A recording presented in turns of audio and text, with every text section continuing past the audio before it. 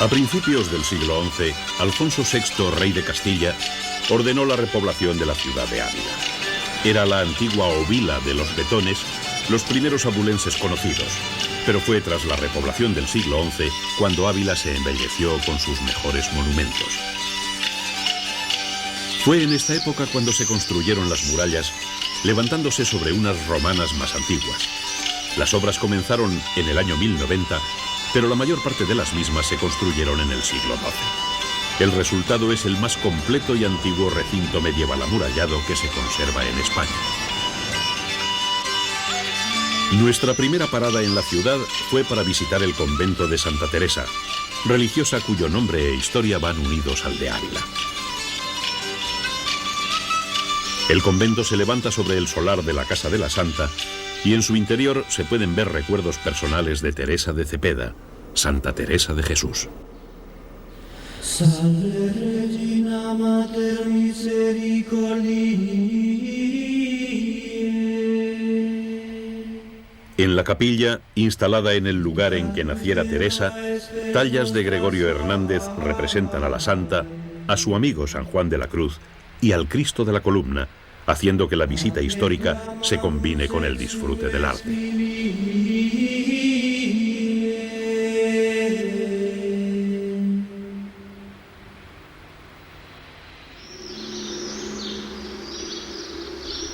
Como parte de las murallas, despuntando entre el resto de los edificios, se levanta la catedral más antigua de España dentro del estilo gótico de transición.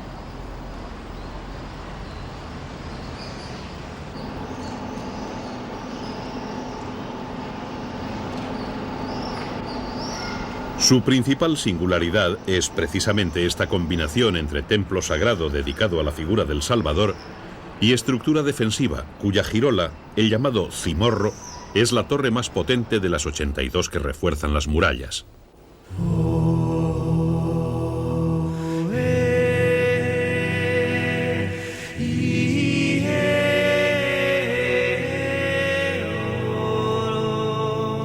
La doble función de la girola no es la única particularidad de la catedral.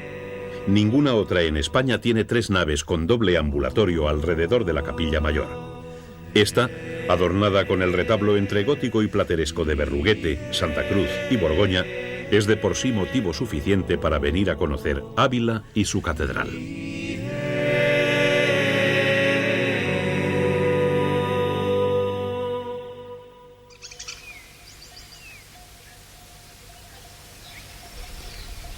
Al norte de las murallas, en un palacio del siglo XV situado en el centro de la ciudad, está el parador de turismo Raimundo de Borgoña.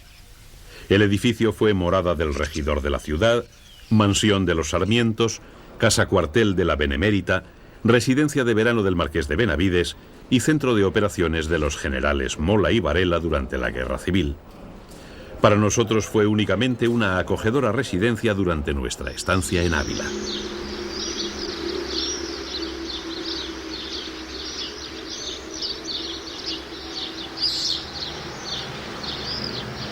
Para el visitante de la ciudad, los alicientes no acaban al salir de sus históricas murallas.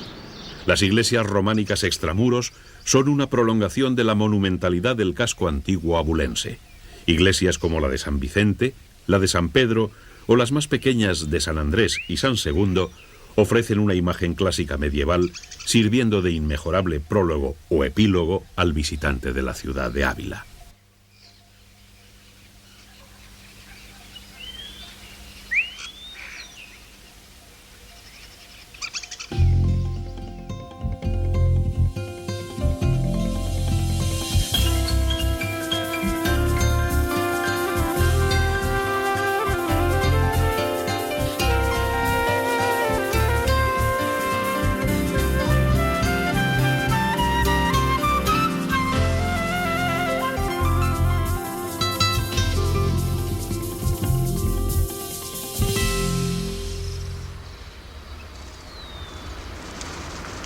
A escasos 67 kilómetros de Ávila, la ciudad de Segovia compite con esta en esplendor y belleza. Su alcázar, uno de los primeros castillos españoles, rompe la austeridad de los páramos cercanos con su reconocible torre de Don Juan II, la Torre del Homenaje.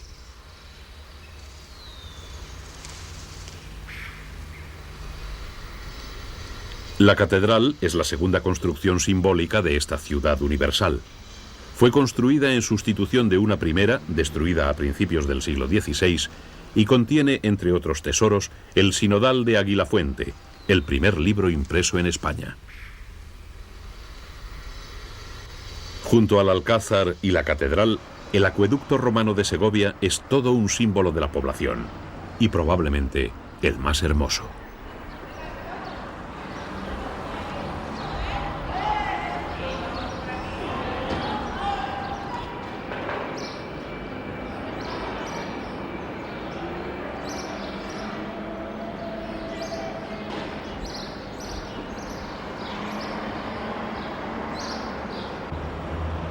El acueducto de Segovia es la construcción romana mejor conservada del mundo. Las últimas dataciones sitúan su construcción alrededor del año 50 después de Cristo. Casi 2000 años de antigüedad para una obra hidráulica monumental realizada con aparejo de sillares sin cemento de ninguna clase. Todas las piedras se ensamblan por su propio peso y, sin embargo, ayudadas por pequeñas restauraciones, han aguantado impasibles hasta nuestros días.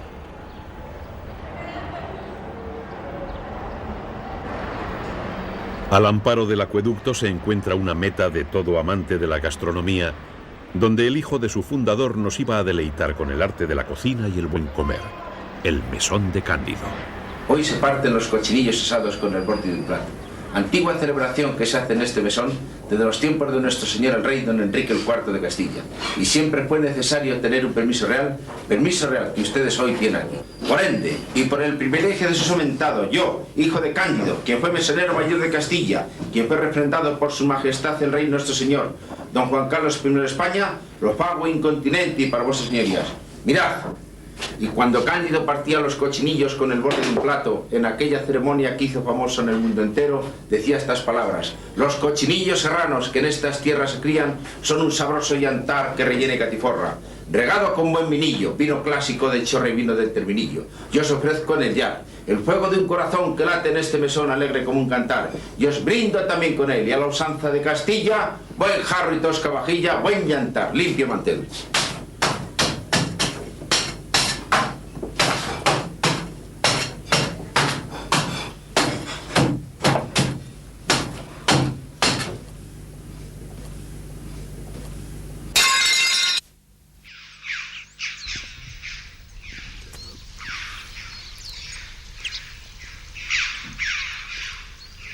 Muy cerca de la ciudad de Segovia, al oeste de Sepúlveda, el río Duratón excava el terreno calizo formando un cañón serpenteante. El hombre y la naturaleza forman parte de las hoces del Duratón y el descenso del río está salpicado de sus distintas manifestaciones.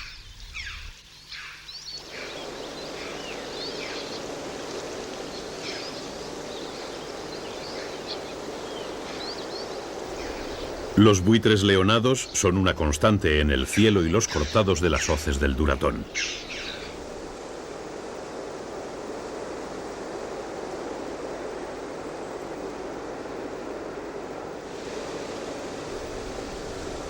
Su vuelo majestuoso les permite explorar grandes distancias buscando alimento desde la altura.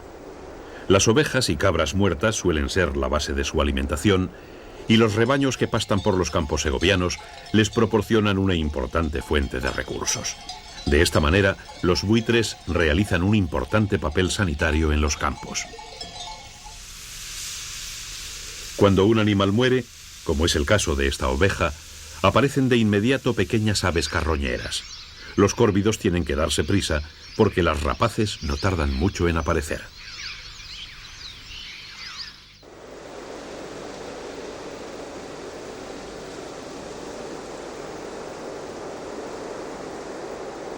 Los alimoches, pequeños buitres blancos que resultan inconfundibles, también viven y anidan en los cortados del Duratón.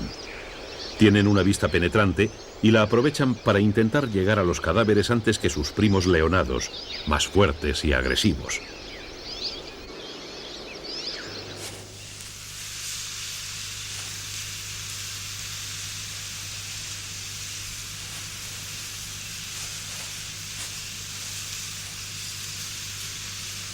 El color llamativo de los alimoches y el movimiento nervioso de los córvidos se detecta fácilmente desde el cielo, y los buitres, que se reparten el territorio cooperando en la búsqueda de alimento, no tardan en verlo y dar el aviso. Durante el festín, los buitres organizan una auténtica algarabía. El turno para la comida lo marca el hambre de los comensales, de modo que el más hambriento muestra mayor agresividad y se impone a sus congéneres.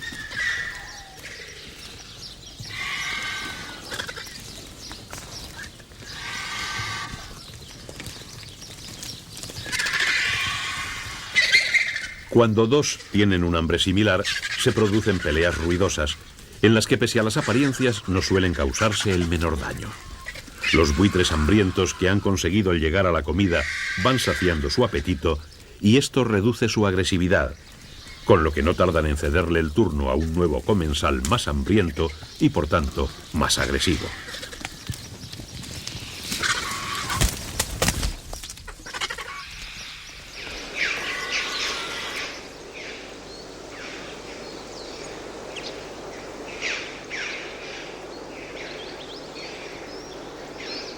En las hoces del Duratón crían cerca de 200 parejas de buitres leonados. Aunque aquí, como en otros puntos de España, es fácil observarlos, en gran parte de Europa se encuentran extinguidos. De hecho, es en España donde tenemos el mayor número de buitres de toda Europa.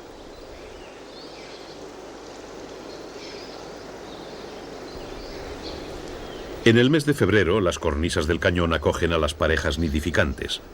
Cada pareja pone un huevo que es incubado por los dos padres hasta su eclosión unos 60 días después. Durante el crecimiento, hasta que el pollo emprende el vuelo con cerca de 4 meses, los padres se relevarán en su alimentación.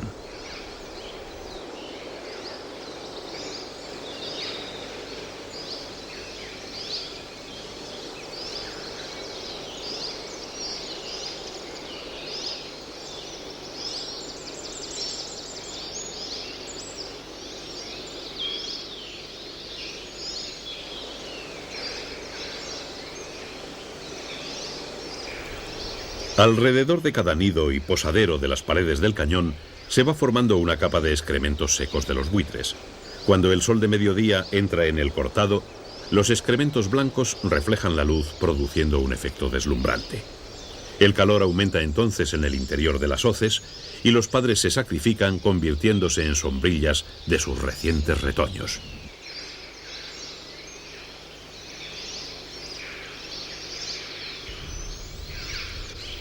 Las hoces del Duratón esconden un sinfín de rincones llenos de sorpresas, pero su accesibilidad es limitada por la propia tipología del terreno. Por ello, la mejor forma de visitarlos es dejándose guiar por las aguas del río, y esa era precisamente la forma en que íbamos a recorrerlas.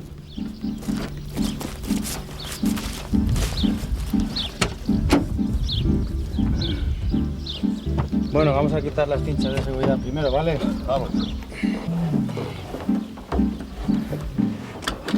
Ahí va un pulpo.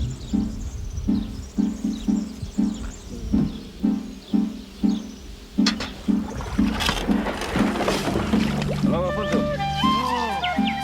¿Cómo te lo has puesto?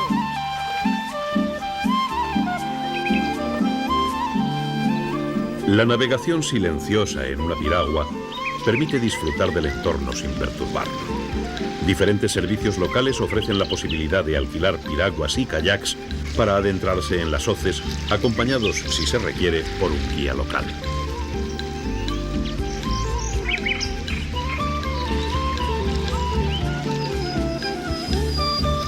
El fondo del cañón está ocupado por un bosque de galería que acompaña al río en su descenso. Alisos, sauces y olmos refrescan el interior, creando un clima reconfortante para los deportistas que, a golpe tranquilo de los remos, van descubriendo la historia y la naturaleza de este parque natural. Escondidas entre las piedras calizas se pueden encontrar pinturas rupestres, tumbas neolíticas, ruinas de antiguos conventos y una ermita románica fundada en tiempos de Alfonso VI. Esta es la ermita de San Frutos Pajarero, patrón de Segovia, cuyos restos descansan en la catedral de la ciudad.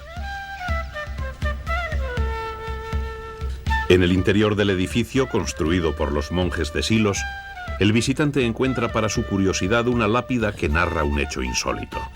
Aquí yace sepultada una dama por su marido despeñada, y no murió, y dio a esta casa y sus monjes sus bienes.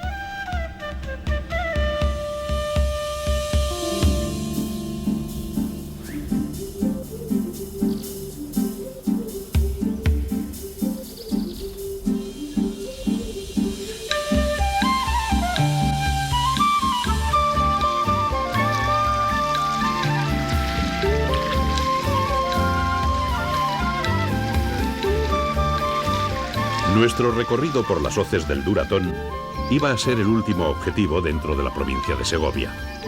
En contraste con el cañón calizo y la meseta superior en la que se abre, nuestro siguiente destino estaba al otro lado de la sierra que comparte Segovia con la provincia de Madrid, la Sierra de Guadarrama.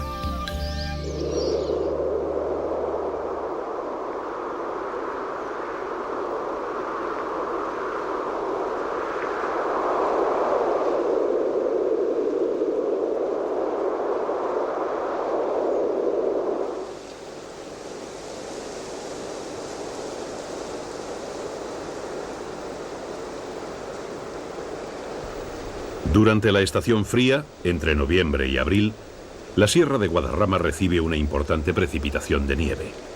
El manto suave y blanco que embellece los bosques de pino silvestre es la reserva de agua que permitirá la vida en los valles inferiores y las poblaciones que lo habitan, convirtiéndose así en un bien inestimable.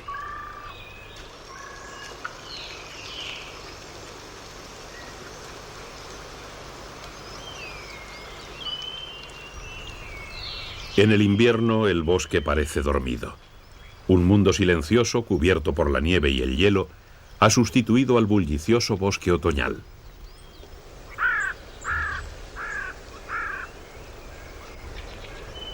Con la llegada de los primeros calores de la primavera, se produce un fenómeno de resurrección.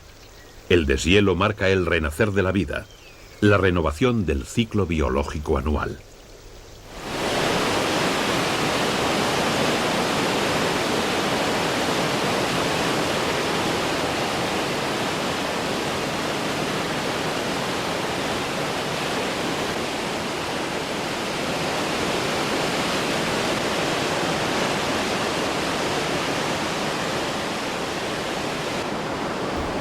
El Lozoya es uno de los ríos que nacen en la Sierra de Guadarrama. Desciende hacia el valle que lleva su nombre saltando entre bosques cambiantes que mueren adehesándose. Es aquí donde el visitante atento a la naturaleza puede descubrir entre las numerosas especies autóctonas a un simpático invasor norteamericano.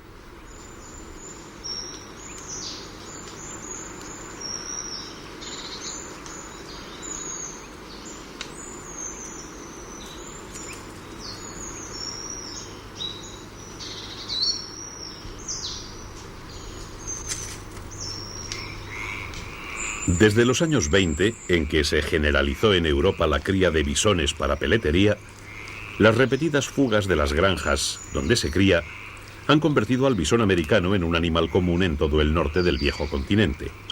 En España sucedió algo similar en Galicia, Cataluña y aquí en la zona centro. Los primeros ejemplares se escaparon de una granja de El Espinar, en Segovia, a finales de los años 50. Hoy, medio siglo después, hay una población creciente de bisones americanos en Segovia, Ávila y Madrid que demuestra la adaptabilidad prodigiosa de este pequeño mustélido.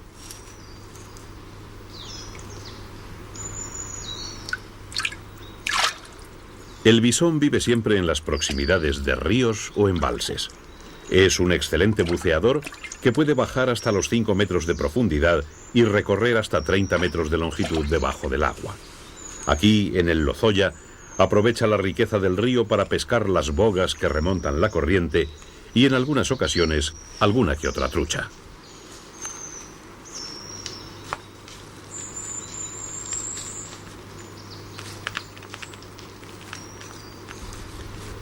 El bisón americano se expande poco a poco por las cabeceras de los ríos del sistema central, sustentándose con los peces que los pueblan. En los cursos altos de muchos de estos ríos viven truchas, tanto comunes, autóctonas de nuestros cursos, como las arcoíris, importadas de los Estados Unidos.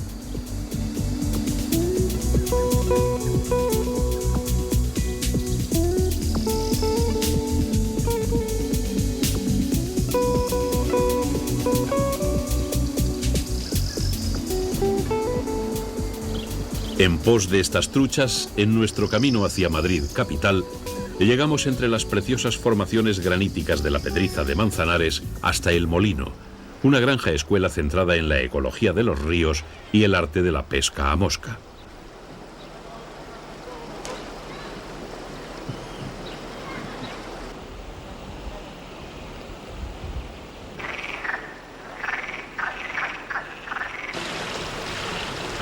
Surgida de la iniciativa privada de Lorenzo Rodríguez Sánchez, un ingeniero de montes madrileño, El Molino es una asociación que vive para y por el río y su ecología.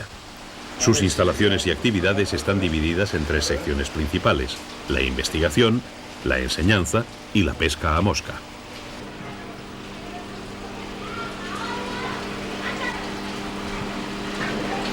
Lorenzo y su equipo investigan nuevas técnicas de acuicultura que sirvan para garantizar las poblaciones autóctonas de los ríos españoles.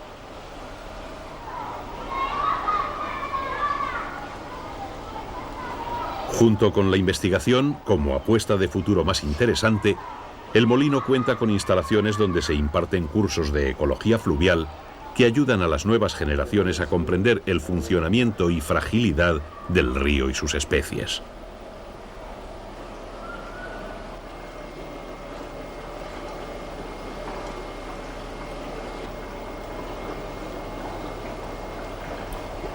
En diferentes aulas y laboratorios, los estudiantes que llegan al Molino aprenden de una forma amena y divertida cómo es y cómo funciona la vida en el río.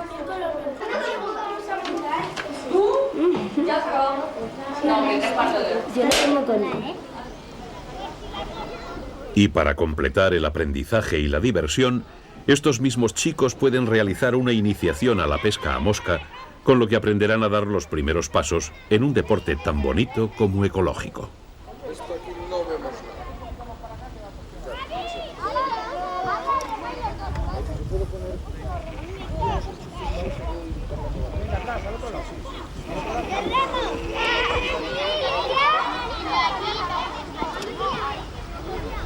Un grupo de monitores ayuda a los nuevos pescadores en sus primeros pasos. 3 grandes estanques, reminiscencia de un antiguo molino harinero de Manzanares el Real, sirven de campo de pruebas donde truchas y algún black bass pueden ser pescados.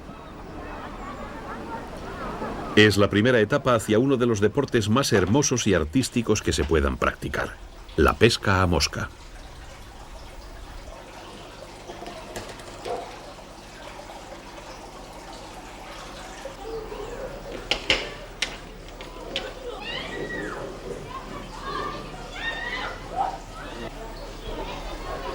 Como club de pesca a mosca, el Molino ofrece atractivas posibilidades a los ya iniciados. Una de ellas es el aprendizaje y perfeccionamiento en el montaje de las moscas artificiales que se utilizan en este deporte como señuelo para las truchas.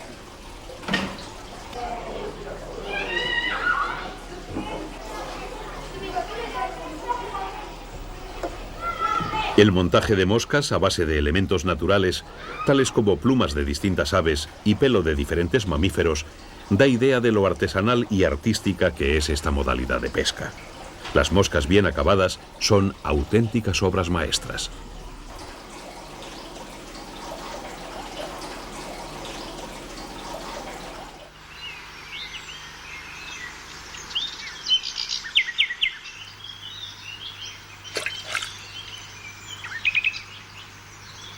Para cerrar el ciclo, los socios del Molino pueden probar la efectividad de las moscas que acaban de hacer, tentando las muchas truchas de los 3 estanques del viejo molino harinero.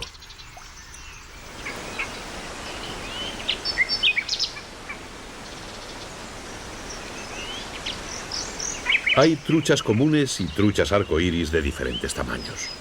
El agua del joven Manzanares renueva constantemente los 3 estanques y las truchas viven a sus anchas sin necesidad de alimentarlas artificialmente, con lo que se consigue que sean vivaces y peleonas cuando se logra clavarlas.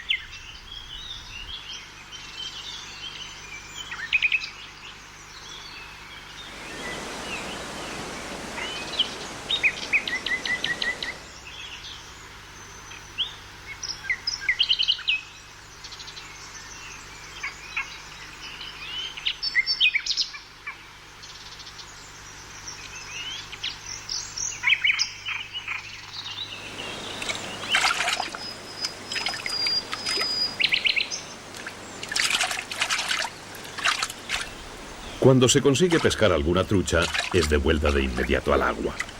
Los pequeños anzuelos de las moscas artificiales apenas dañan a los peces y aquí además tienen que tener la muerte anulada, es decir, se les quita el pequeño arponcillo final. De esta forma se enseña y se practica la filosofía ecológica de la captura y suelta que hace compatible el disfrute de la pesca con el respeto a la vida de las especies.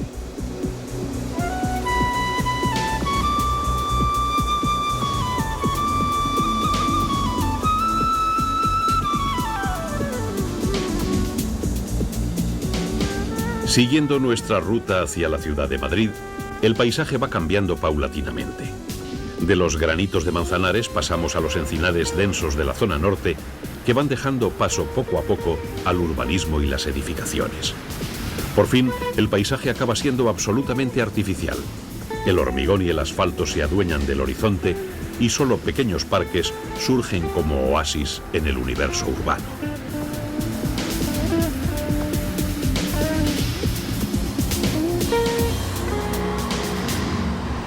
Madrid cuenta con un patrimonio histórico-artístico conocido mundialmente. Sus museos de arte y sus edificios monumentales son causa de admiración más allá de nuestras fronteras y llegan a formar una imagen simbólica de la capital española.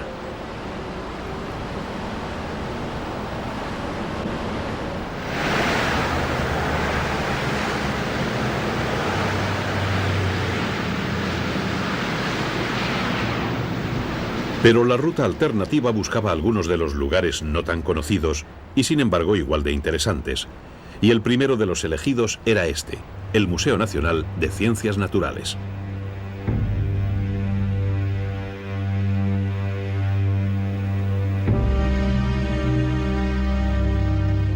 En la segunda mitad del siglo XVIII, Europa despierta al mundo de las ciencias y empiezan a aparecer gabinetes de ciencias naturales. En España, después de fundarse la Casa de la Geografía en tiempos de Fernando VI, embrión de lo que sería el Museo de Historia Natural, fue Carlos III quien potenció las ciencias naturales, adquiriéndose la importantísima colección de don Pedro Franco Dávila. Don Pedro, con ayuda del rey, consiguió hacer del museo uno de los más importantes de Europa, que se abrió al público en 1776 con el nombre de Real Gabinete de Historia Natural. Desde entonces el museo ha pasado por momentos de gloria y penosos momentos de olvido. Durante años su patrimonio fue incrementándose con las colecciones de importantes exploraciones alrededor del mundo. Desde los viajes de Félix de Azara o Ruiz y Pavón a mediados del siglo XVIII hasta la Comisión Científica del Pacífico, la última de las grandes expediciones científicas españolas, millones de especímenes, muestras, manuscritos y dibujos se recogieron, creándose un patrimonio inigualable en el campo de la historia de las ciencias naturales.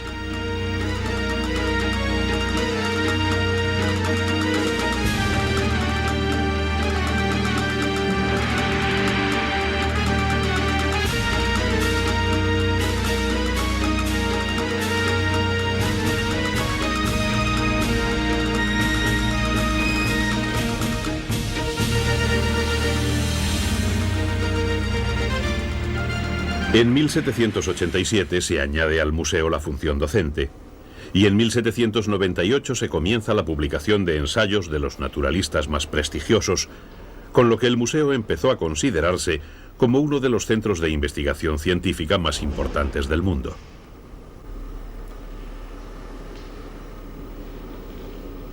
Las colecciones, hoy irrepetibles joyas científicas e históricas, no solo aportaban datos relevantes a los científicos, sino que además traían especies nuevas, criaturas desconocidas que el público veía por primera vez y eran causa de asombro e incluso de espanto.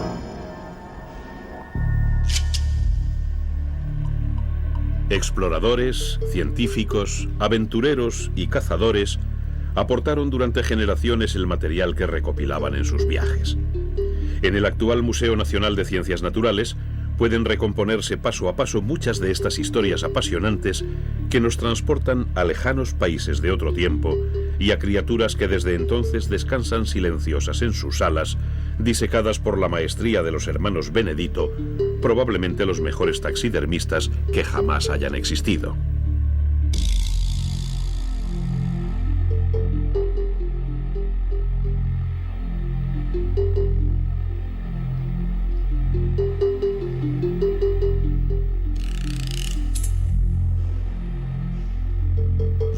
Entre los animales disecados, el visitante encuentra especies de todo el mundo, y entre ellas algunas que ya no podremos ver vivas jamás, como es el caso de este tilacino o lobo marsupial, extinguido, como tantas otras, por la irracional barbarie del ser humano.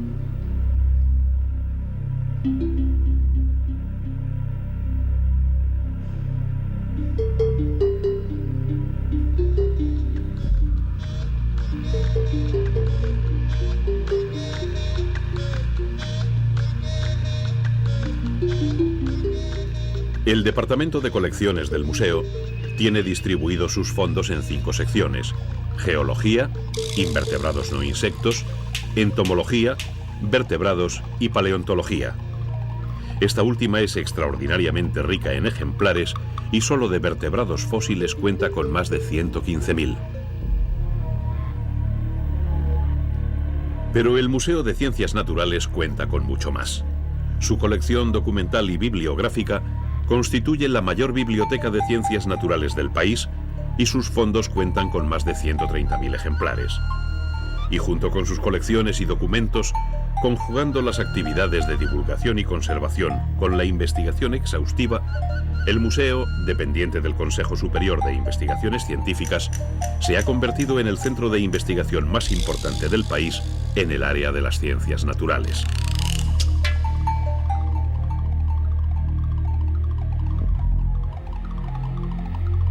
Todo ello hace del Museo Nacional de Ciencias Naturales un lugar digno de visitarse a la menor oportunidad de que se disponga y un orgullo para nuestro patrimonio artístico y cultural.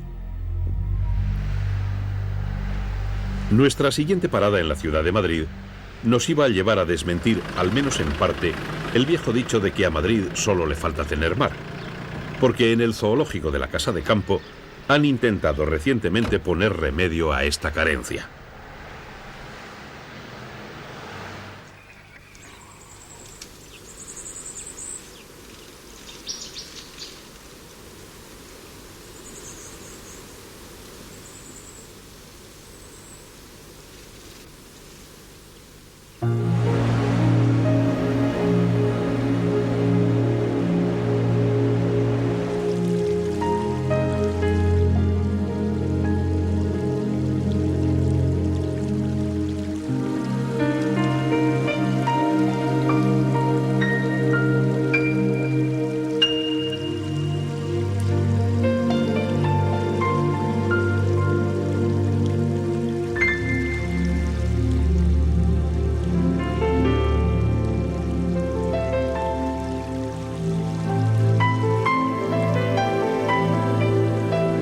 Centenares de especies marinas viven en el interior de este pequeño océano en miniatura.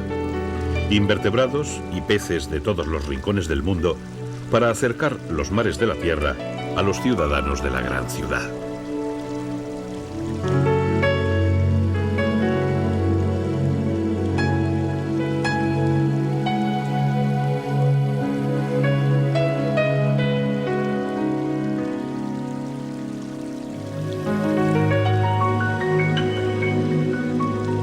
Los gigantescos acuarios que se han montado en este mundo submarino artificial permiten a los visitantes acercarse a las especies y su medio.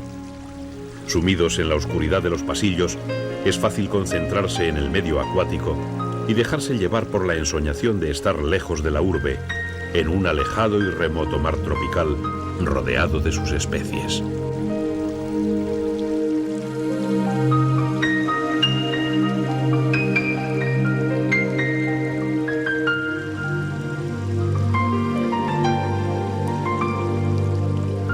Entre todos los grandes acuarios instalados, hay uno que llama poderosamente la atención del visitante. Es el mayor de todos, cosa comprensible si se tiene en cuenta sus habitantes.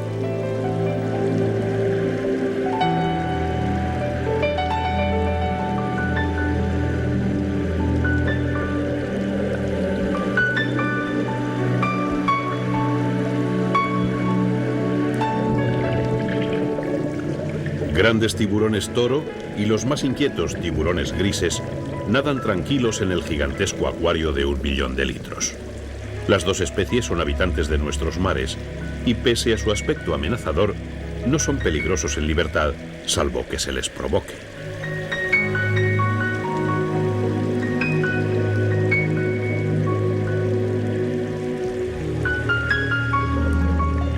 Aquí, en el Zoo Acuario de Madrid, se les puede ver de cerca y tal vez de esta manera consigamos llegar a olvidar la idea equivocada de que todos los tiburones son unas feroces bestias asesinas.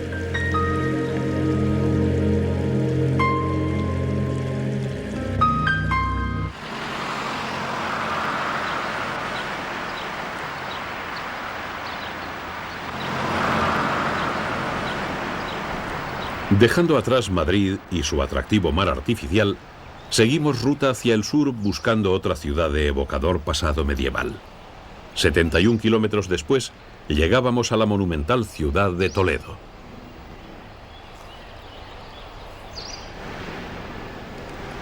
Toledo cuenta con más de 2000 años de historia. Fue municipio romano, capital del reino visigodo, plaza fuerte del Emirato de Córdoba, avanzadilla de los reinos cristianos en la Reconquista y sede del poder bajo el reinado de Carlos V.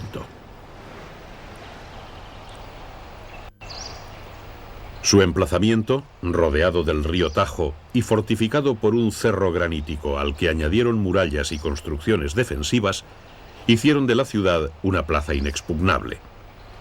Pero pese a su carácter guerrero, en Toledo convivieron las religiones judía, musulmana y cristiana durante 500 años, y de esa ejemplar tolerancia surgió la riqueza cultural cuyas muestras asombran aún al mundo.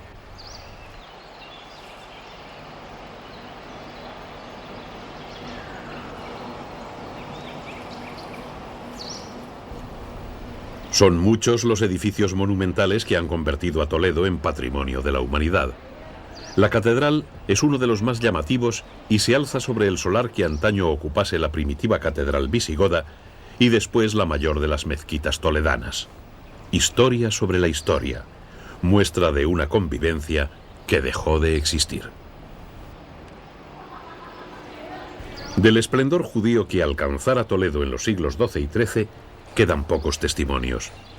De la Madinat al-Yahud, o barrio judío, que albergó una de las mayores comunidades hebreas del medievo español, solo quedan 2 sinagogas y algunas pequeñas calles.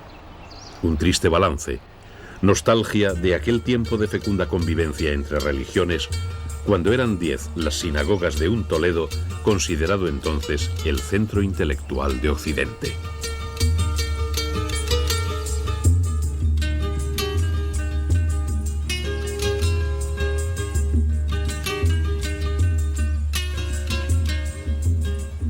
Al igual que las sinagogas de Santa María y del Tránsito, las 2 sinagogas supervivientes, las calles del antiguo barrio judío aún conservan el sabor de sus días medievales. La Travesía del Judío, el Callejón de los Naranjos, la calle de Samuel Leví o la de Santo Tomé son rincones escondidos en la ciudad monumental.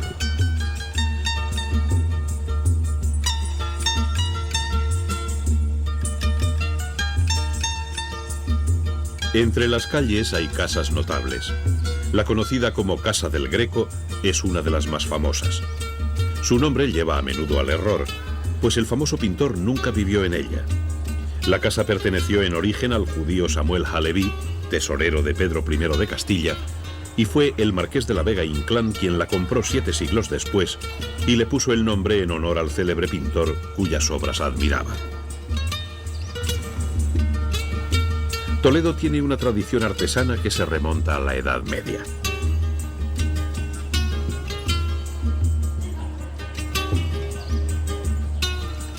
La espadería es probablemente la tradición artesana más característica de la ciudad desde los lejanos días del medievo, y una artesanía que sigue viva en nuestros días en la toledana Fábrica Bermejo.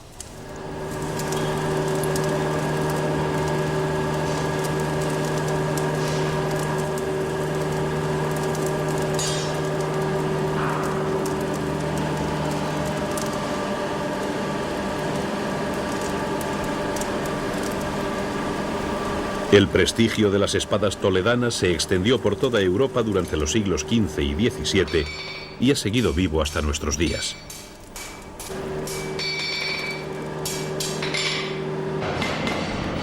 Fieles a la tradición de la Real Fábrica de Armas, creada por Carlos III a finales del XVIII, aquí, en Bermejo, se realizan todavía obras de arte en el damasquinado y el repujado de las espadas.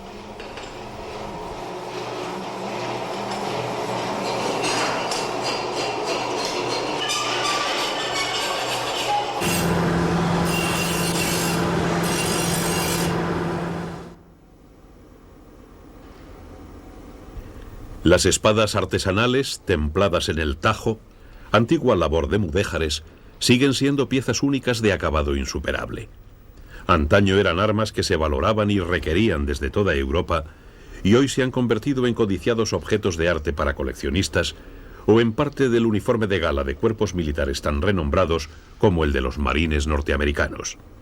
Una de tantas sorpresas que depara al viajero el arte y la historia de la monumental ciudad de Toledo. Es el de oficial español, Este es de el bueno, infantería, sí.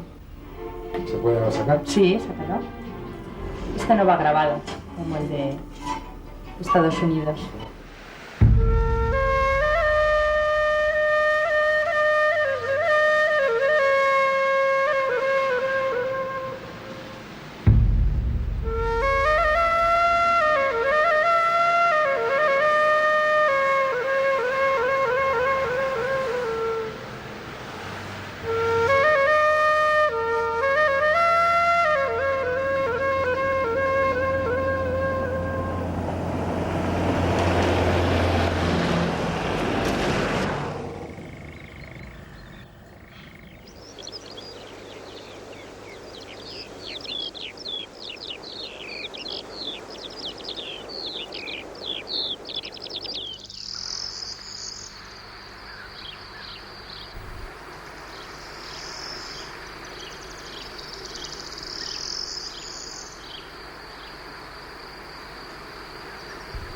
Paisajísticamente, el Parque Nacional de Cabañeros presenta dos unidades diferenciadas. Por un lado está la Raña, una llanura de 15 kilómetros de longitud, y por otro lado están los montes, que corren paralelos entre sí, donde la encina, el quejigo y el alcornoque son los árboles más representativos.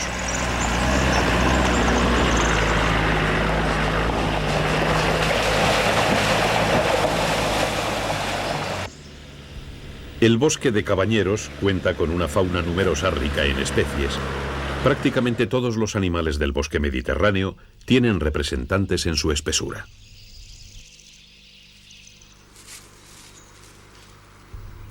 El gato montés está distribuido por casi toda la península, pero sus hábitos nocturnos le hacen un desconocido para la mayoría de las personas. Los jóvenes como este se animan a realizar correrías a plena luz y se les puede encontrar buscando alguna presa a cualquier hora del día o de la noche. Los gatos monteses se alimentan prácticamente de todo tipo de animales de pequeño tamaño.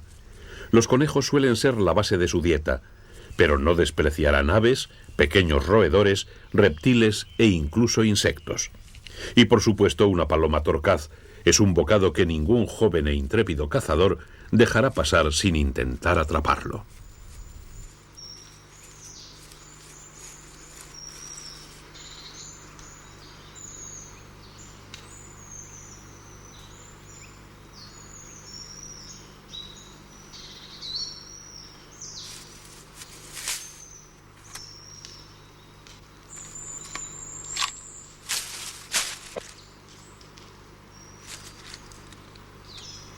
Aunque tal vez algún ratoncillo sea más apropiado, hasta que nuestro joven cazador adquiera algo más de experiencia.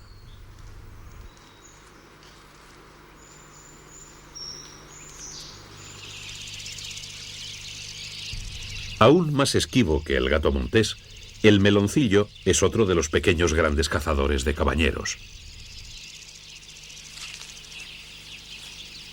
En Europa solo vive en el suroeste de España y sur de Portugal y es la única mangosta del viejo continente.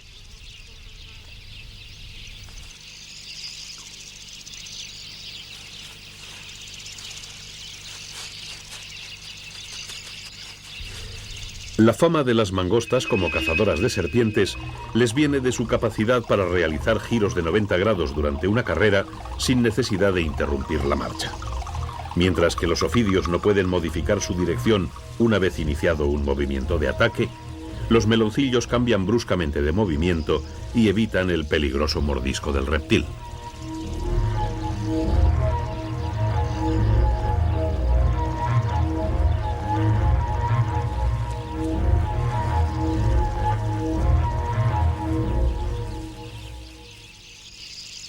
Esta especial cualidad para la caza no solo les sirve con las serpientes. En realidad, la dieta del meloncillo abarca, como en el caso del gato montés, toda suerte de pequeños animales. Pero a diferencia del joven e inexperto felino que vimos anteriormente, este meloncillo es un experimentado cazador adulto. Un buen olfato, un oído excelente y una agilidad extraordinaria se combinan con garras poderosas y fuertes dientes cazadores. Pocas son las presas que pueden escapar de la tenacidad del meloncillo.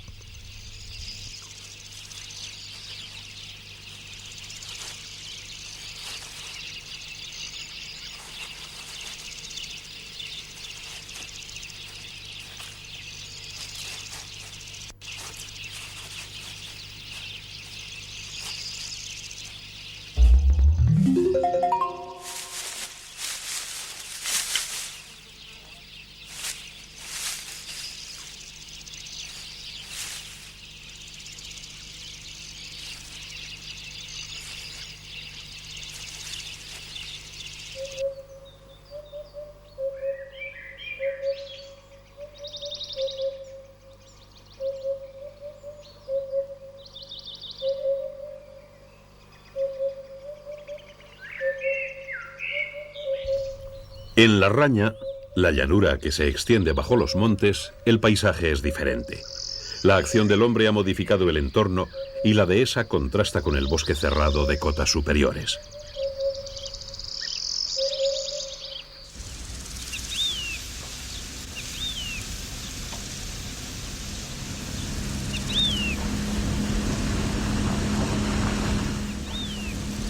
La llanura adhesada es también refugio de importantes especies de la fauna española.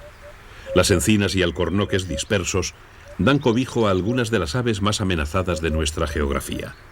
Entre ellas destaca el águila imperial, uno de los valores más importantes del parque.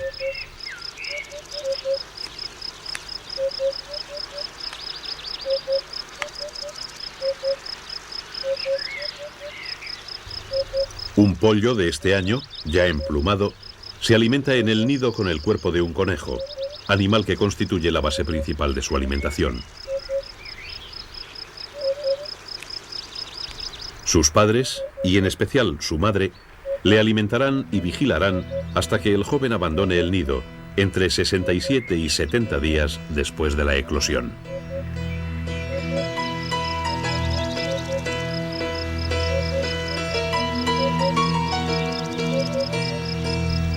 Al amparo protector de sus progenitores y entre el chismorreo de los curiosos rabilargos, el pollo está listo para emprender su vida en solitario.